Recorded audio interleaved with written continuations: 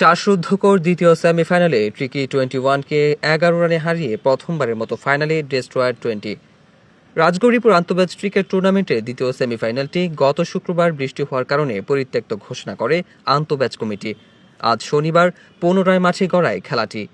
Tricky 21 batch টসে জিতে bowling করার সিদ্ধান্ত নিলে ডেস্ট্রয়ার 20 ব্যাচ খেলায় নামে ব্যাটিং করতে। 20 বনাম 21 ব্যাচের খেলাটি নির্ধারিত সময়ের চেয়েও একটু দেরিতে মাঠে গড়ায়। ব্যাট হাতে 20 ব্যাচের ওপেনাররা 4 ছক্কায় দারুণ সূচনা করে, কিন্তু একের পর এক উইকেট পড়ায় পরবর্তীতে ভাটা পড়ে রানে। নির্ধারিত 10 ওভারের খেলা শেষে ট্রিকিকে 96 রানের টার্গেট দেয় ডেস্ট্রয়ার 20 ব্যাচ। দ্বিতীয় ইনিংসে 96 রানের টার্গেটে ব্যাট করতে মাঠে আসেন ট্রিকির দুই ওপেনার আরমান এবং অনিক। শুরুটা ভালো হলেও রানের খাতা ছিল অসামান্য।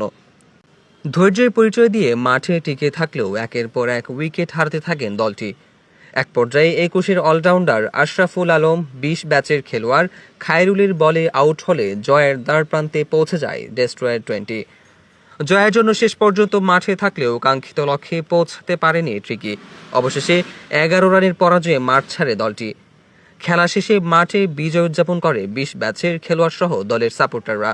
তবে খেলা শেষে ব্যতিক্রমী দৃশ্যের দেখা মিলে মাঠে।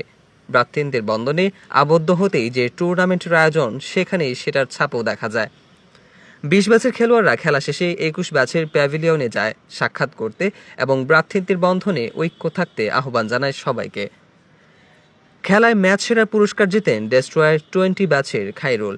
খেলায় আম্পায়ার হিসেবে দায়িত্ব পালন করেন আরাফাত রহমান কোকো। ক্রীড়া সংসদ ময়মনসিংহ উত্তর জেলার সদস্য হাক্কেল মুন্সি। থার্ড আম্পায়ার হিসেবে দায়িত্ব ছিলেন আন্তঃব্যাচ কমিটির সমন্বয়ক আবু তালহা। 3 এপ্রিল আগামী শুক্রবার গৌরীপুর ক্রিকেট স্টেডিয়ামে ফাইনালে ডেস্ট্রয়ার 20 ব্যাচের সাথে লড়বে গৌরীপুর স্ট্রাইকার 9।